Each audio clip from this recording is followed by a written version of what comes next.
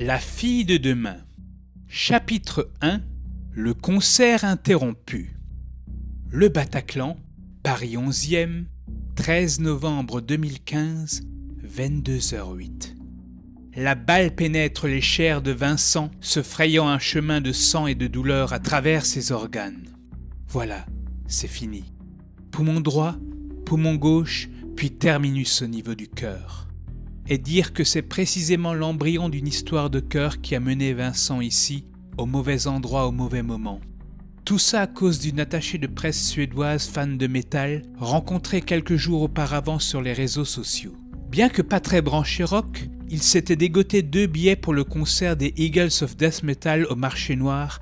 La tension a touché la jeune femme. Ou pas. Alors qu'il l'attend devant la salle de spectacle, un SMS laconique vient briser ses illusions. De Véronica Svanholm. À Vincent Perrin.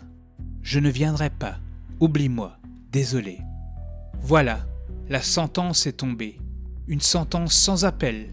Il s'arrête net sur place. Les 2 billets dans sa poche ne lui sont plus d'aucune utilité. Il hésite un instant entre se rendre seul au concert ou aller boire un verre en terrasse. S'enivrer de boissons ou de décibels? Pour une fois ne pas rentrer illico comme le font les geeks de mon genre? Étant déjà face au Bataclan, il choisit la seconde option. Au même moment, à quelques mètres de là, 3 hommes dans une polo noire attendent eux aussi un SMS. Alors que les premiers accords résonnent dans la salle de concert, c'est un Vincent un poil jaloux qui dévisage un jeune couple venu profiter du spectacle. Sans le vouloir, ce dernier lui renvoie en pleine face ses trop nombreux échecs amoureux. Chloé, Ombline, Rachel, Inès, Noémie, Nathalie, Élodie. A-t-il mis la barre trop haut? Son idéal féminin est une brune aux grands yeux verts, une aventurière, l'alter ego féminin de ce qu'il a toujours souhaité être. Longtemps il a rêvé d'elle, longtemps il a cru qu'elle l'attendait, quelque part. Il lui a même donné un nom. Il l'appelle Kailine. Mais Kailine n'est qu'une chimère, une idée fixe, un idéal évanescent, loin de toute réalité. Sale temps pour les rêveurs. Dehors, face à la salle de spectacle, l'homme au volant de la polo lance un discret signe à l'attention de ses 2 complices. On y va. À l'intérieur de la salle de concert, l'ambiance monte. À quelques mètres de Vincent, la scène. Une scène où le batteur s'éclate, tambourinant de ses baguettes sur les caisses claires, imitant le son saccadé d'une arme automatique. Sauf que là, le son continue alors même que le musicien s'est arrêté de jouer. Dans la tête de Vincent, c'est la stupeur. Comment se fait-il que, machinalement, Vincent se retourne? À cet instant précis, il ne s'attend à rien de spécial. Grave erreur. Ce qu'il découvre le glace d'effroi. 3 hommes viennent de faire irruption dans la salle de concert, l'arme au poing. L'instant d'après, ils ouvrent le feu. Un feu nourri, qui lamine déjà les premiers rangs. Dans les yeux de Vincent, c'est la terreur. La terreur à l'état pur. Bordel, des terreaux! Tous à terre, bande de chiens! Hurle déjà le premier d'entre eux. La voix ferme des intrus est sans équivoque. Vincent s'exécute sans broncher, plongeant si sec à même le sol. Question de vie ou de mort. Les minutes qui suivent sont des heures. Personne ne bouge. La musique fait place à un silence de mort. Seul le pas lent mais déterminé des terroristes résonne alentour, se réverbérant sur les murs froids de la salle. Puis de temps en temps, il s'arrête. Et là, ce n'est pas bon signe. Bang! Un tir, un hurlement, puis les pas reprennent. Des pas toujours aussi lents, toujours aussi méthodiques, toujours aussi implacables surtout, jusqu'à leur prochaine cible.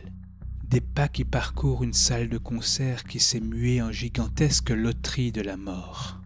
Prostré face contre terre, Vincent tente de retenir sa respiration. Il demande en vain à son cœur d'arrêter de battre alors que les intrus s'approchent dangereusement de lui. Pom pom, pom pom.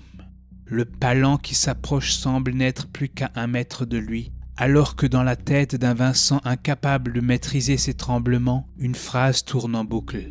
Ne pas attirer l'attention, ne pas Peine perdue. Il n'a pas le temps de terminer son mantra que déjà quelque chose de métallique vient se poser sur son crâne, tandis qu'une voix sèche résonne dans son dos. Retourne-toi, bâtard !» Allez à Jacques Taest. Paralysé par la peur, Vincent est incapable du moindre mouvement. Mais déjà la voix le rappelle à l'ordre. « T'es sourd ou quoi ? Je t'ai dit de te retourner, ordure !» Un violent coup de pied achève de compléter l'argumentaire, histoire de faire comprendre à ce freluquet que dans la vie, il faut obéir si l'on ne veut pas souffrir. Ou pas trop. Pétrifié par la peur, Vincent s'exécute, tremblant comme une feuille dans le vent. De grosses gouttes de sueur perlent sur son front, des gouttes dont son interlocuteur se délecte. À mesure que Vincent se retourne, le regard glacial du terroriste lui apparaît. Un regard saturé de haine, ivre de pouvoir et de violence. D'un mouvement lent et assuré, l'homme se penche sur lui, dévisageant sa proie alors qu'il lâche. « Du con, j'aime voir la tête des mecs que j'explose. » À cet instant précis, Vincent n'est plus que terreur. Ses pupilles dilatées font écho à l'extrémité du canon pointé sur lui.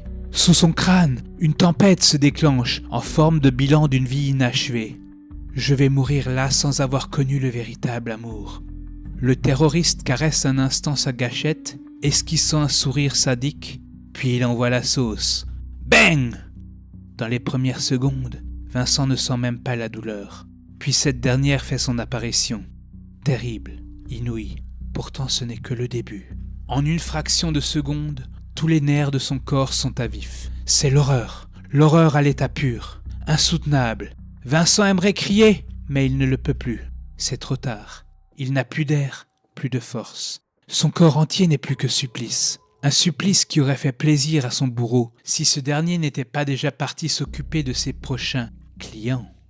Dans les yeux de Vincent, l'image commence à devenir floue. Dans ses oreilles, le son distant. Ses paupières deviennent lourdes. D'autres coups de feu résonnent déjà, mais plus rien n'a désormais d'importance. Sa vie le quitte. C'est la fin. Jamais je ne trouverai ma Kailine. Puis soudain, quelque chose d'imprévu se produit. Une grande lumière d'un blanc légèrement bleuté. Vincent ouvre péniblement les yeux. À travers son regard embué, il devine vaguement une silhouette humaine penchée sur lui. Une silhouette de femme. Au prix d'un effort surhumain, il parvient à la dévisager. Ce qu'il découvre dépasse toutes ses espérances. Aucun doute possible, c'est elle. C'est Kailine.